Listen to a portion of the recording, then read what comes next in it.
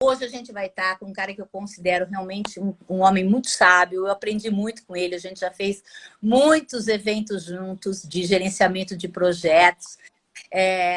O Pedro é de uma inteligência que realmente eu admiro demais. Demais, demais, demais. Então, assim, todas as oportunidades que nós tivemos em vários lugares, no Maranhão, de norte a sul desse país.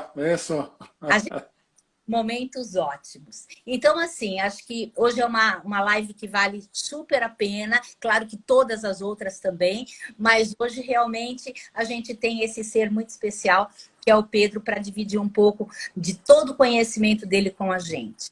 Pedro, consultor, professor, palestrante em eventos no Brasil e fora. Aí vou contar uma coisa linda para vocês terem entendido aí, gente.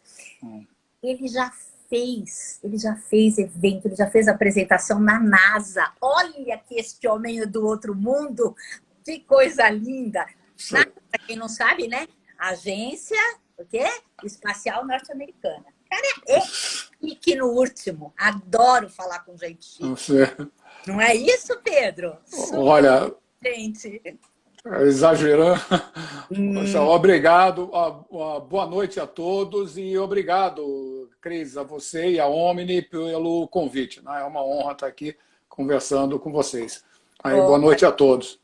Ótimo. Eu ainda não acabei de falar de tudo, né, Pedro? Porque ele é autor de livros. Um livro ótimo. Lições do Titanic sobre riscos e crises para líderes. Olha que delícia. Para quem gosta de Titanic, como eu, é assim, um must. É mestre em administração pela Wharton. É assim que fala, Pedro? Wharton? Sim. Estou falando super bem. Wharton School, nos Estados Unidos, com especializações pela Harvard, nada mais, nada menos que Harvard, e pelo MIT. E assim, hoje, claro, eu vou fazer pergunta porque eu não consigo ficar quieta, não é verdade?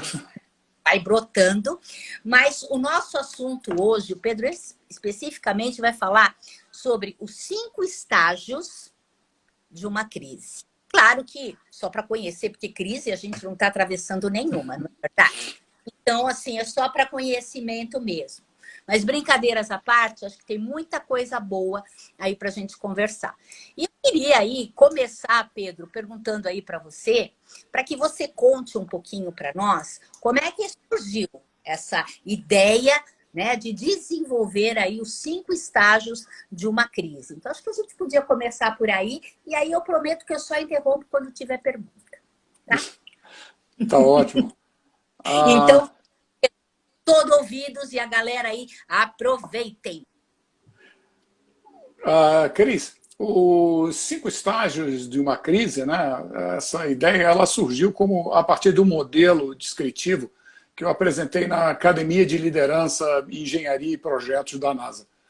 Eu participei como convidado anualmente de sessões de lições aprendidas da NASA de 2007 a 2012. Esse modelo, que eu utilizo também nos meus workshops, ele é utilizado para dar visibilidade, sensibilizar líderes e equipes e facilitar a discussão de percepções, atitudes e comportamentos, tanto de líderes quanto a equipes, antes, durante e depois de uma crise. Em outras palavras, qual deve ser o comportamento antes, durante e depois de uma crise.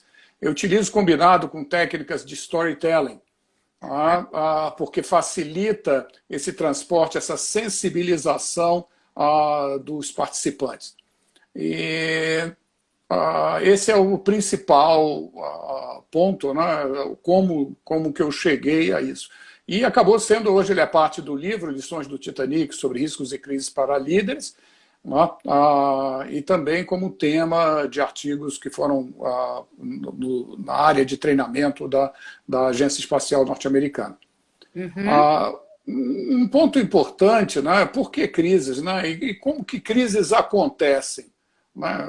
Como é que as crises acontecem? Né? Crises elas não acontecem por acaso. Você tem aí um efeito, uma combinação de eventos e fatores, né, que resultaram na crise. Com um detalhe é que não foi dado a devida atenção riscos passaram despercebidos pela organização e a organização se depara com uma crise. E quando eu falo crise, não precisa ser uma mega, uma gigante crise. Mesmo coisas que atrapalhem os objetivos da organização como um todo, o atingimento e possam colocar até em perigo a existência da organização. Então, não é somente grandes empresas, não. Até pequenas empresas acabam se deparando com algo que poderia e deveria ter sido evitado. Bem, a boa notícia disso tudo aí é que crises, antes de acontecerem, elas enviam sinais. Elas não chegam, isso aqui foi uma surpresa. Raramente, a maior parte das crises tendem a ter o que eu chamo de surpresas previsíveis. Já se sabia dentro da organização. Ela envia esses sinais e líderes e equipes, principalmente os líderes, têm que começar a aprender a saber escutar. É fundamental, e principalmente no mundo complexo, integrado que nós vivemos, se líderes ficarem somente focados no dia a dia, em cima das metas, que são extremamente importantes, mas não atentarem para esses sinais, nós vamos ter aí mais e mais o que eu chamo de desastres anunciados. Por que isso, os chamados desastres anunciados? Que é só abrir o jornal que nós começamos a olhar isso diariamente. Basta abrir o jornal e olhar a internet. O que eu chamo da comunicação 90, 70, 20. O que é isso? Até 90% dos funcionários que estão ligados a um determinado projeto, uma iniciativa estratégica da empresa, eles podem dizer com uma certa antecedência que a coisa não está indo bem. Fulano, olha, isso aqui não está indo na direção certa. Só que pesquisas indicam que até 70% dizem que tentam avisar a organização, avisar a chefia, mas acham que não são escutados. E o que acontece? 20% já nem fala mais. Em outras palavras, 20% já desistiu de falar. Fala, olha, o chefe quer assim? Ok, vou lá e faço. Olha, isso vai dar zebra, assina aqui. Então, esse comportamento é extremamente prejudicial. Então, o líder não escuta. Também a comunicação é duas vias. O funcionário, o colaborador, também tem que saber como falar sobre risco sem parecer um pessimista. Então, aprender a lidar com essas situações. Muitas vezes a organização fala, não, é só implantar sistemas de gestão de riscos, compliance, gestão de segurança e pronto, eu estou tranquilo. Isso gera uma falsa sensação de segurança. Por quê? Casos recentes, aí, grandes empresas no Brasil e no exterior, ganhadoras de prêmio de gestão de riscos, compliance, todas elas com medalhas, zero acidentes e assim por diante, foram palco de tragédias, de desastres ambientais, de todos os tamanhos.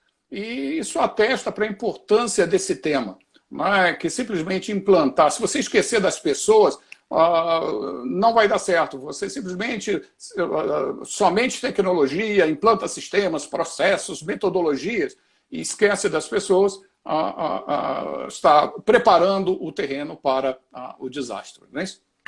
Deixa eu te falar. A Soraya está aí? Soraya, tudo bem, querida? Soraya mandou uma pergunta bem bacana aí para você. Quando que começam as crises, afinal? Ok. Um conjunto, que eu acho que é bem bacana. Quando é que começa? Porque você está falando que tem alguns sinais, tem algumas coisas que vão aparecendo e que normalmente a gente ou não ouve, ou as pessoas não falam, ou a gente deixa para lá. Quando que realmente fala assim, começou a crise? Começou naquele momento que já estava se percebendo algumas coisas e não foi falado, ou tem aquele momento, específico, começou e daí para frente segura a onda? Como é que é isso, Pedro? Isso, excelente, Cris. Obrigado, Soraya, aí, pela pergunta.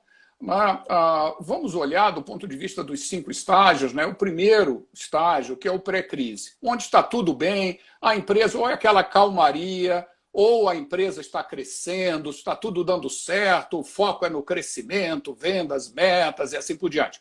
Só que sinais começam a aparecer. esses sinais começam a aparecer na organização, só que muitas vezes, como que eu mencionei, não são escutados. Né?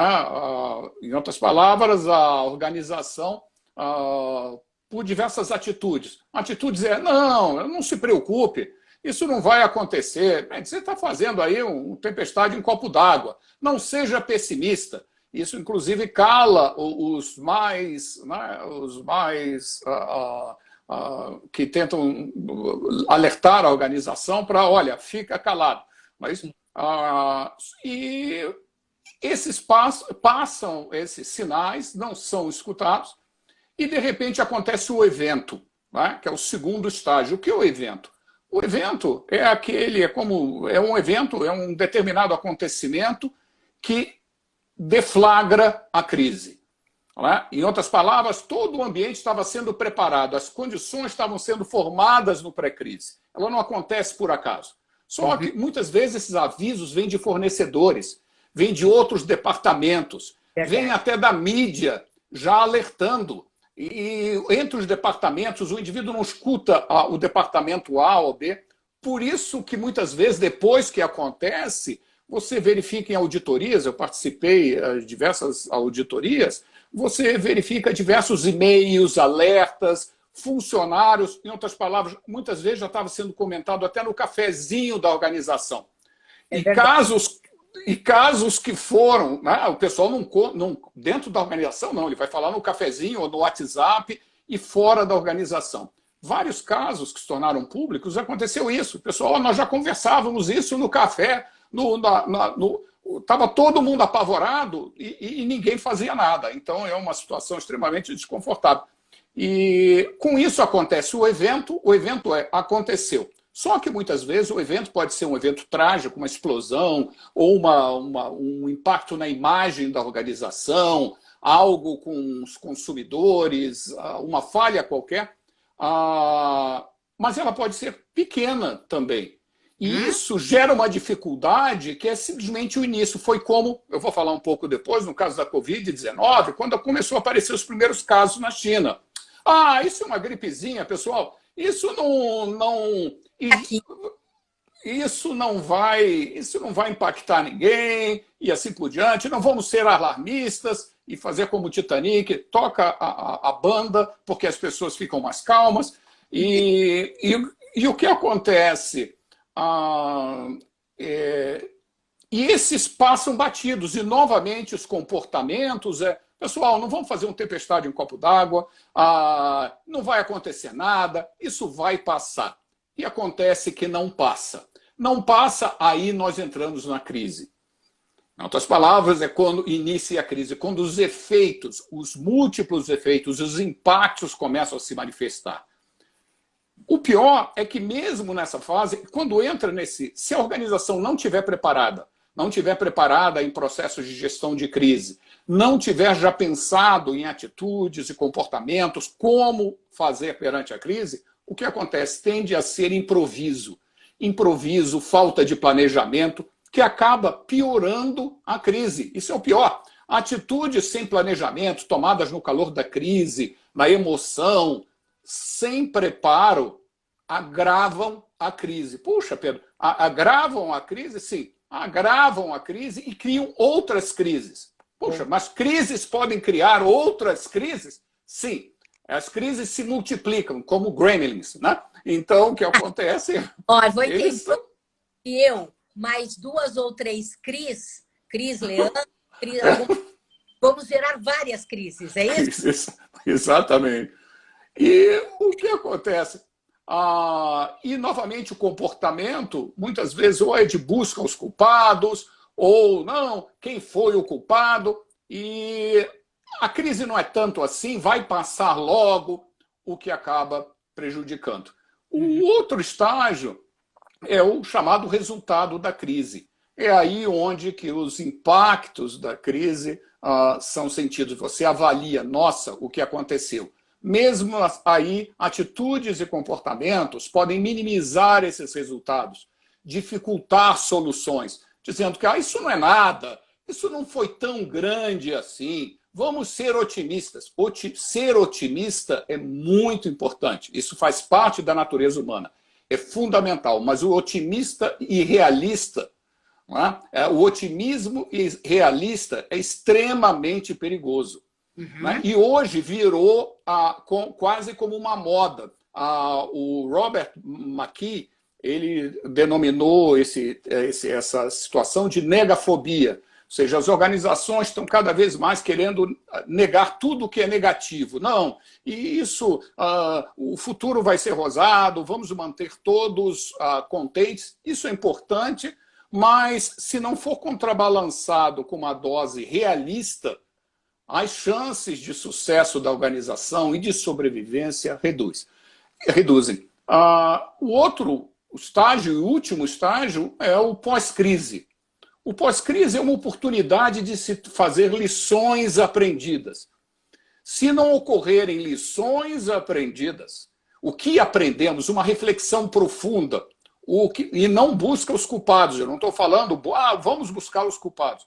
Mas se a atitude for de, isso foi azar, né?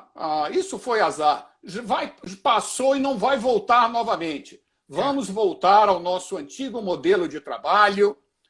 A solução é só implantar um sistema que todos os problemas estão resolvidos. Vamos esquecer logo isso. Em uma organização, inclusive, que eu não estava nem lidando com esse determinado ponto, mas para puxar uma conversa, eu perguntei, eu soube que naquela organização, sabia que naquela organização tinha havido um projeto que foi um fracasso e tanto, e eu perguntei, puxa, e o projeto tal? Aí a pessoa que estava nos apresentando falou, Pedro, olha, nem fala nesse assunto aqui, nessa organização. Não, isso é um assunto que foi esquecido. Esquecido, está enterrado. Inclusive não usa nem o nome desse projeto. Isso daí é passado, está enterrado. Eu falei, e a equipe? A equipe foi demitida. Foi negativo. Não se fala mais nesse assunto, está enterrado, está fora dos livros da organização e ninguém fala. Quais são as chances dessa organização? Agora tem uma nova equipe aí que veio de fora, trocamos todo mundo e assim por diante. Quais são as chances dessa organização, novamente, repetir os mesmos erros?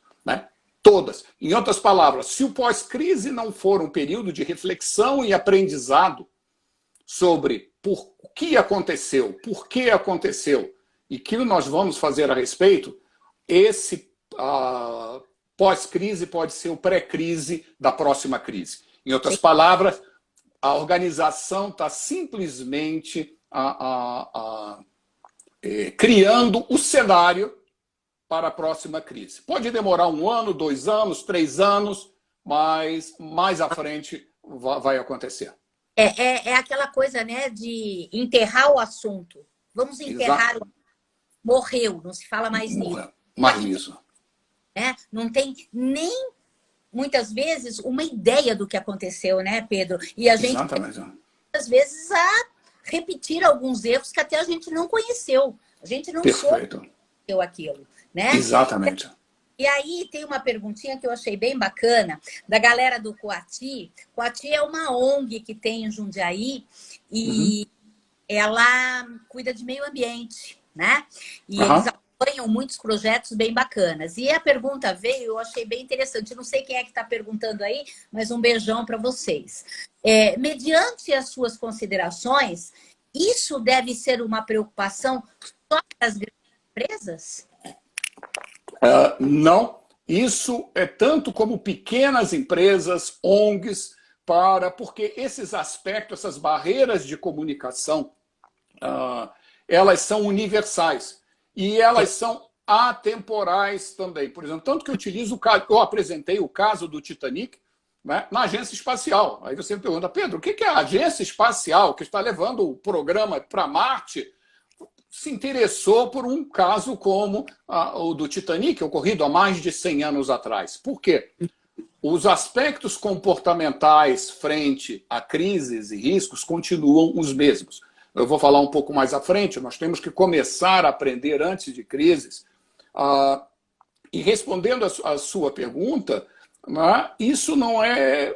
pequenas e grandes crises não respeitam se uma empresa é pequena ou grande. Muitas vezes a grande empresa, inclusive, acha que, pelo nosso tamanho, nós somos a melhor empresa do setor. Nunca aconteceu absolutamente nada. Nós temos todas as certificações. Vamos ficar tranquilo. E a empresa pequena, muitas vezes, ela raciocina, não, nós somos pequenos demais, aqui não vai acontecer absolutamente nada. E realmente você tem situações que podem ter grandes impactos.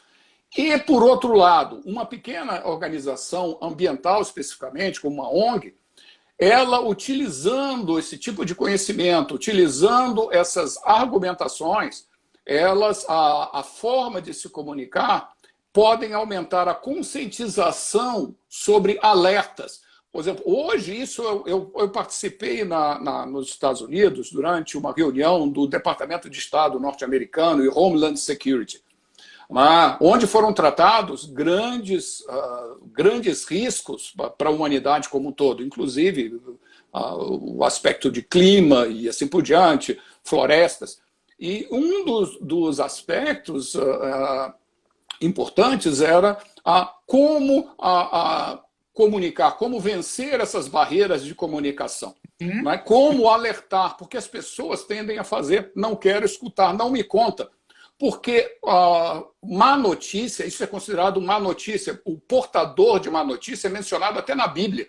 Ou seja, o indivíduo fala, ninguém quer ser o portador isso já era tema de teatro grego em 500 anos antes de Cristo. Né? Porque o indivíduo não quer falar nada, senão ele vai ser chamado, o indivíduo não tem espírito de equipe e assim por diante. Um exemplo, em Davos, um economista muito importante, ele fazia sempre apresentações e ele alertava para a crise de 2008. E o que acontece? E ele insistia, pessoal, se nós não fizermos nada, nós vamos ter uma crise aqui jamais vista, uma crise financeira. Para ter uma ideia, pararam de convidar ele para o evento. Então, não convidaram. Pô, esse cara vai baixar o espírito aqui, tira a alegria de todo mundo. Não, chato, nós estamos aqui comemorando um crescimento, porque antes da crise financeira estava indo a todo vapor. E o que acontece? Houve a crise exatamente no ano em que ele não apareceu, né, que ele não fez a abertura.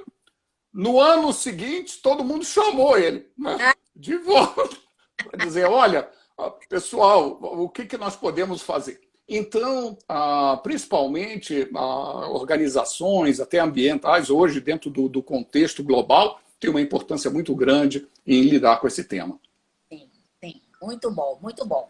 Agora, me diz o seguinte, Pedro, a pergunta aqui que eu vou fazer. Como é que a gente faz, né? Porque aí envolve vários aspectos. A gente tem a questão dos processos, dos procedimentos, da área tecnológica. A gente tem um conjunto de coisas, muitas vezes, impactando nas crises. E nós temos pessoas. Você sabe que meu negócio é sempre falar de pessoas. Pessoas, sim. Impacta também em todo esse contexto, como impacta num projeto. Sim. A gente já discutiu até bastante sobre isso. Sim. O que a gente pode fazer para evitar, né? Ou evitar a crise ou o agravamento? O que eu posso fazer, né? Como elemento dessa empresa, como funcionário, como, às vezes, até consultor. O que a gente pode fazer? Porque você falou uma coisa interessante. Pô, eu sou o cara que vem e sou portador de más notícias. Exatamente. Tá? Pô, Cris Olival vem aqui, está sempre falando, é pessimista. Ela está sempre falando que pode acontecer isso, aquilo, mas aqui não vai acontecer nada. Vamos deixar de chamar a Cris ou chamar o Pedro, né? Então, eles tiram a gente. Mas, efetivamente, o que pode se fazer? De dizer assim, ó, preciso de atitude. Qual é a atitude esperada das pessoas? Muito importante. Primeiro, né, começar a revisar comportamentos. Isso passa por mudar modelos mentais. E isso você não faz numa planilha e coloca, olha, a partir de segunda-feira todo mundo muda o modelo mental aqui sobre isso. Né? Olhar a cultura da organização. Por exemplo, que uma cultura da organização ela é moldada por experiências. Por exemplo, numa determinada organização, quer ver, uma destruição de expectativas. Numa organização, o líder chega, a nossa empresa é favorável ao planejamento e à gestão de riscos. Aí o estagiário olha aquilo, fica todo empolgado, né? E a primeira coisa que ele faz é preparar um grande plano e assim por diante, vai apresentar ao chefe. Né? O chefe fala para ele, não vamos olhar isso aqui agora não, porque, pessoal, isso aí só é devido na quinta-feira e para satisfazer a auditoria para estar no sistema. Ok? Se olha a empresa, o sistema está uma beleza. Deixa isso de lado. Isso gera o que se chama uma experiência. Dessa experiência, ele vai olhar, puxa, realmente as coisas não funcionam assim. Ou seja, aquele cartaz que você vê muitas vezes nas empresas, tem aquele cartaz, nós somos favoráveis ao planejamento, e tem alguém superar desafios, aí tem alguém subindo uma montanha, ou um quadro qualquer, e o que acontece? Mas a realidade é diferente. E o que acontece? Não se escuta, quer dizer, vira um grande teatro. Essa experiência se transforma em crença, dizendo, é assim que as coisas funcionam nessa organização. Então, a própria liderança, ela pode influenciar negativamente o desenvolvimento dessa cultura. E o que acontece? A partir daí vai se transformar em ação. Fala, não adianta eu colocar muito isso, porque o objetivo é cumprir a tabela, cumprir, estar correto no sistema. Então, primeiro, entender esses comportamentos. Não é? O processo de escuta ativa, de começar a falar sobre riscos sem parecer um pessimista. Por exemplo, se alguém se manifesta, isso não vai dar certo, o mundo vai acabar, fica parecendo aquele, era o Leap the Lion e o Hadi Haha, né? O mundo vai acabar. Isso não funciona. Por quê?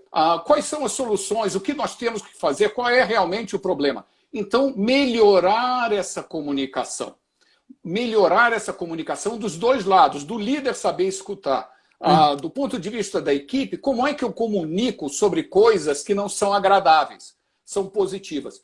A própria Bloomberg falou sobre alguns líderes no Brasil, né, empresas que quebraram completamente, e uma das observações foi, esse líder bastante conhecido, ele, antes que as pessoas entrassem na sala, qualquer diretor, a primeira pergunta que ele falava é, você tem boa notícia para me trazer? Boa notícia? Se não tiver, nem entra. Nem venha. Nem venha. Então, o que acontece? O líder dá o tom. Como maestro, ele mesmo, sem querer, ele dá o tom. Outro exemplo, em exercícios, uma organização, sobre o caso real, uma organização está fazendo um determinado exercício de gestão de riscos, e um indivíduo estava, o líder, né, estava tão empolgado com identificar os riscos desse novo projeto, que era importante para a organização, ele chama o diretor que estava presente. Poxa, olha, eu vou olhar o trabalho que nós estamos analisando o risco. O diretor entra, todo dinâmico e tudo mais, positivo e assim por diante, ele entra. Pessoal, vocês estão vendo riscos nesse projeto, né? Estão analisando, eu acho isso muito importante. Eu queria passar uma mensagem para vocês. Eu já vi esse projeto, não vi risco nenhum, pessoal. Ai, meu Deus. Olha, se vocês não são competentes para tocar, levante a mão. Eu acredito que vocês são uma boa equipe, ok? Mas quem achar que não tem qualificação, pede para sair, porque esse resultado vai impactar o nosso trimestre, ok? Muito bem. Eu fiquei curioso agora até de saber os riscos. Quanto tempo vocês vão levar? 1 hora? Excelente, eu volto daqui 1 hora. Ele volta dali 1 hora e o que a equipe fala com ele? Qual que você acha que vai ser a reação? O pessoal disse que não achou risco nenhum. Nada, olha, esse é um projeto, é uma maravilha. Qual foi o gênio que bolou esse projeto na empresa? Olha, isso eu vou contar lá para meus filhos em casa, né? Como é que... Muito bem, o indivíduo fala, excelente, é isso que nós queremos, é o efeito Gilbert, né? do entusiasmo disfarçado. E o que acontece? Sai e vai para o cafezinho a equipe. O que acontece no cafezinho na equipe? Aí todo mundo começa a falar, porque a gente não se colocou, mas existe esse problema, existe aquele outro, mas vai deixar do jeitinho que tá, porque senão nós vamos ser penalizados de alguma maneira. Penalizar. Aí o indivíduo liga para o RH e fala, fulano, né, me transfere para outra área aqui, porque o indivíduo já sabe que ali vai ser um desastre anunciado. Então, essa comunicação dos dois lados, de duas vias. E se eu conversei, faço até coaching e faço líderes participando de workshops, eles não tinham essa noção. Eles achavam que estavam sendo assertivos. Eu estou levando a minha equipe a um novo patamar. Não era com a intencional, quer dizer, ele queria, né? E com isso ele estava bloqueando. Isso acontece com fornecedores. Desastres na agência espacial aconteceram por essas atitudes frente a fornecedor. O fornecedor chega e concorda. Claro, vou entregar na data. Fique aguardando que a promessa é essa. Então, aprender a escutar, falar sem parecer um pessimista. Eu tenho até uma palestra que é voltada como falar com a liderança sem parecer um pessimista. Isso é muito importante. Precisamos começar a aprender antes que crises aconteçam, né? Porque senão pode ser tarde demais. Tem uma pergunta aqui do Ricardo. Oi, Ricardo, tudo bem? Super obrigada aí pela tua pergunta. Bem interessante. Há exemplos de boa crise de empresa? Eu não escutei, deu uma falha. A pergunta do Ricardo. Há exemplos de boa crise dentro de uma empresa? Uma crise que tenha sido positiva, que seja boa? Porque eu acho que assim, as crises sempre têm aquela coisa da gente refletir, da gente pensar, de tentar mudar aí uma forma de pensar e de agir, mudança de mindset, mas aqui ele está perguntando se tem algum exemplo que você possa dar de uma crise que foi boa dentro de uma organização. Crises boas, não. Por quê? A crise, apesar de existir isso, que crise é oportunidade e assim por diante, não. Crise não significa oportunidade. A forma quando você lida com uma crise, você pode trabalhar e identificar oportunidades como saída da crise. Então, o que acontece? A crise é um evento, né, complexo dentro da organização, que ela pode ameaçar a existência da organização. A forma como você encara essa crise, se você entrar em pânico, falta de preparo, você vai gerar um problema muito maior. E é claro que pensar friamente, mas com base, com estrutura para alternativas, você acaba tendo resultados positivos. Por exemplo, eu conheço pessoalmente, ela vendia roupas num determinado local, né? Tinha uma lojinha. A lojinha não estava dando muito resultado.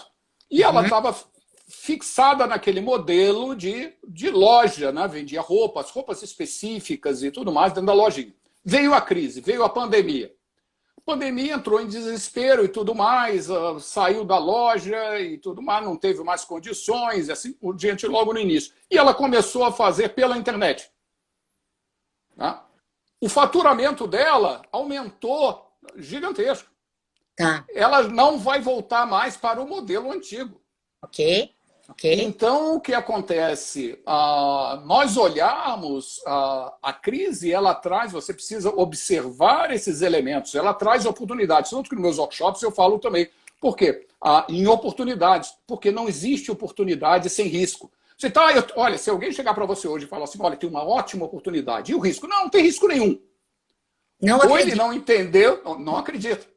E você vê isso muito em empresas. Empresa, você vê um projeto gigantesco, olha, a empresa vai crescer, vai dominar o planeta e assim por diante. Aí você procura quais são os riscos.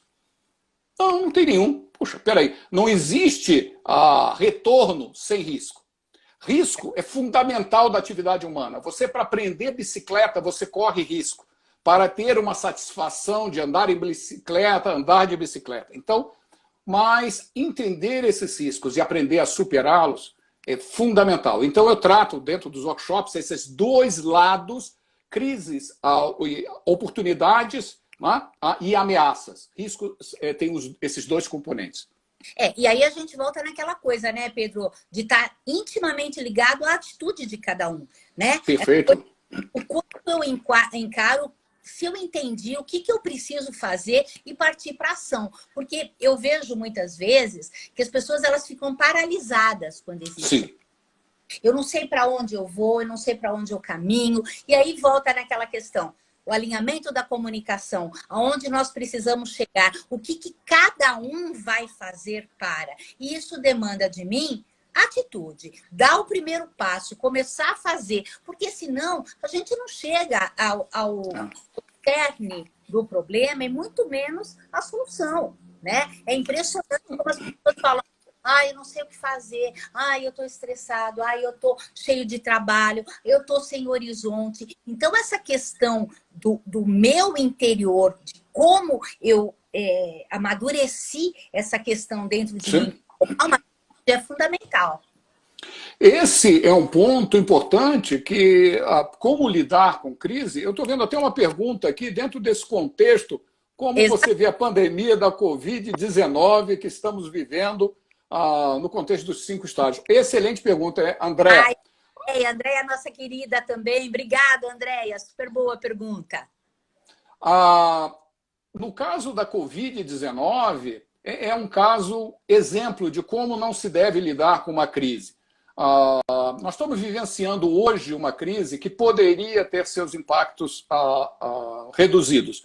Eu mencionei até eu fiz uma entrevista, está no meu Instagram, o link, Pedro C. Ribeiro, Stratec, sobre essa entrevista com o Amanhã TV. O que acontece? Vamos dar um exemplo. A pandemia do 2019, muita gente, essa pandemia da Covid-19, algumas, você viu muito no jornal, ninguém poderia imaginar uma pandemia dessa, ninguém poderia prever. Como exemplo, o New York Times ele fez um levantamento sobre o Crimson Simulation, o projeto Crimson Simulation. Eu falo sobre isso no vídeo da entrevista para o Amanhã TV. Já se sabia, por exemplo, nos Estados Unidos, da existência da crise, que ela estaria próxima. Isso foi feito como um exercício de simulação. Esse exercício de simulação foi feito pelo Centro de Controle de Doenças dos Estados Unidos e pelo Sistema de Saúde americano. E o que acontece? Alertando. Olha só que interessante, os resultados que o vírus viria da China, seria transmitidos através de turistas. Nos Estados Unidos, poderia resultar, se nada fosse feito, até 500 mil mortes e mais de 7 milhões de infectados. E caso não fossem tomadas devidas precauções, iria ter problemas de comunicação entre governo, estados e municípios. Iria haver falta de equipamento para profissionais de saúde, não haveria respiradores, os hospitais ficariam superlotados. Esse foi um relatório dizendo: precisamos agir agora. Não foi feito nada. As pessoas que se revoltaram com isso, na realidade, e tentaram falar, acabaram sendo demitidas até ou afastadas. O relatório foi arquivado. O New York Times, em outras palavras, não. E hoje nós estamos vivenciando, na realidade, nós estamos falando aí de milhares e milhares, centenas de milhares de vidas que poderiam ter sido poupadas. E o que acontece? Mas não foi feito porque isso seria um impacto, é muito negativo, não temos certeza, esse é um grande problema quando você fala risco. Você tem certeza que isso vai acontecer? Não, mas nós temos que estar preparados. Então, essa atitude, então nós estamos vivenciando uma crise hoje, da Covid-19, que poderia e deveria ter os seus impactos minimizados. O conhecimento estava arquivado, ficou como confidencial. Confidencial, arquivado, esse exercício que levou meses. As conclusões foram em agosto de 2019, da urgência da preparação. Né? Então, isso respondendo aí a pergunta da André, uma das, novamente, atitudes e comportamentos frente a riscos. E isso tem uma implicação muito importante, porque isso passa por barreiras, superar barreiras de comunicação, distanciamento de poder, segurança psicológica. Como é que o funcionário ele se sente para contestar que o chefe está dizendo que está tudo bem? Né? Porque cada vez que um funcionário abre a boca para falar alguma coisa, em presença de que contraria a opinião de um chefe, ou aquele entusiasmo total dentro da organização, ele está incorrendo um risco interpessoal. O que significa isso? A carreira dele pode estar em jogo. Né? Então, esse risco para ele é assimétrico, é melhor ele ficar calado do que falar algo. Então, isso tem que ser discutido. Por isso, é tão difícil essas discussões. Eu utilizo o caso storytelling, casos reais, role-playing, né? Como você se portaria dentro de uma situação como essa. E é um aprendizado muito grande, tanto como para líderes como para equipes. Sem dúvida. Na verdade, eu acho que é assim, né, Pedro? As pessoas, e a gente vem discutindo isso, inclusive em outras lives, as pessoas precisam estar abertas para enxergar, para mudar, para conseguir falar, para não ter medo. Porque já aconteceu em treinamento, eu estou à frente, que assim, a gente está em trabalhos em grupos, aparecem situações X e a liderança vem e fala: nossa, por que você nunca falou isso para mim? Por que você só está trazendo isso no treinamento? Né? Por quê? Será que você estava aberto para ouvir? Será que você queria ouvir? Será que esse cara que está falando aqui, porque ele está falando e ele se sente meio que protegido, perfeito, ele não falar fora de um grupo direto para você? Então, é assim, é muito olhar para dentro também, né? Do meu comportamento e como eu estou encarando a crise. Porque se eu tampar os olhos enquanto líderes, eu vou querer tampar os olhos de toda a minha equipe. Perfeito. E o que você falou é perfeito, Cris. Criar ambientes seguros para a discussão. Então, esses ambientes seguros, que eu chamo de mesa de histórias, onde que histórias reais e com relação às histórias que eu coloco de casos reais, muitas vezes tem casos que viraram tabu na organização, eu crio esses casos dentro da própria organização. Então, e uma série de conclusões, de aprendizados são feitos. Então, você precisa desarmar as pessoas, e criar ambientes propícios. Eu vou dar um exemplo. Quando que eu fiz a apresentação das lições do Titanic para líderes na NASA, um dos casos que eu mostro, que era do arquiteto principal do Titanic, que ele tenta convencer o cliente da necessidade de um número maior de botes salva-vidas. E ele não consegue. O cliente, não, isso daí já está de acordo, o raciocínio foi, já estamos em compliance com a legislação. Mas estavam sendo, o navio Titanic era o maior objeto móvel já feito pelo homem. Então, ele tentou, chegou um determinado tempo, que ele entrou nos 20%, desistir, não fala mais nada. Ele acabou saindo da empresa. Quando o navio, quando houve o desastre, e ele foi convocado, inclusive, para depor durante o inquérito, ele fala, ficou emocionado e disse: eu deveria ter insistido mais em me fazer escutar. Interessante, quando eu fiz essa apresentação, um membro da equipe, durante o desastre do Columbia, da NASA, veio falar comigo depois da apresentação e falou: Pedro, eu me senti como o Carlyle.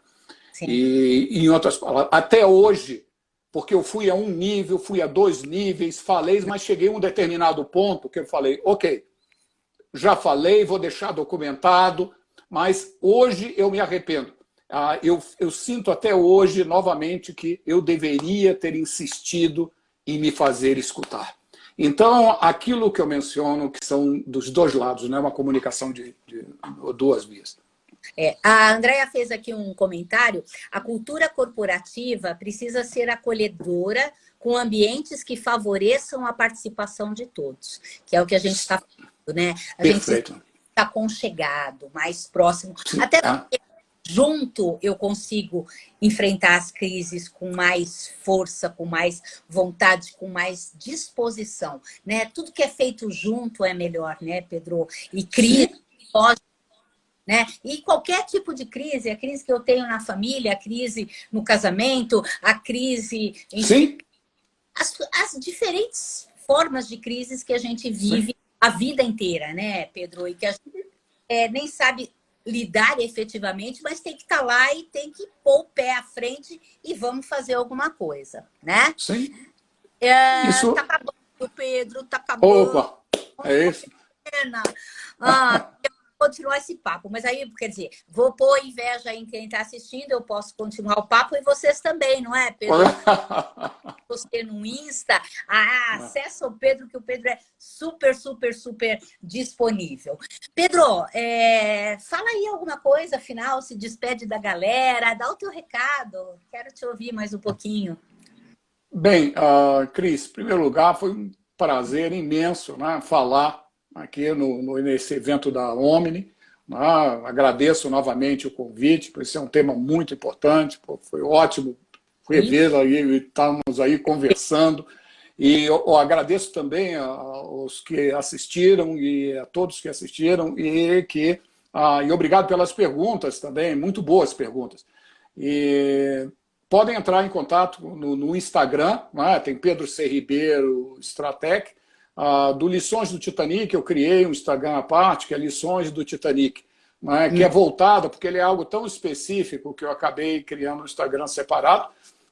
E no meu Instagram, o artigo que eu mencionei sobre esse tema, né, os 5 estágios de uma crise, pode ser obtido, lido na bio, né, no link que está lá na bio.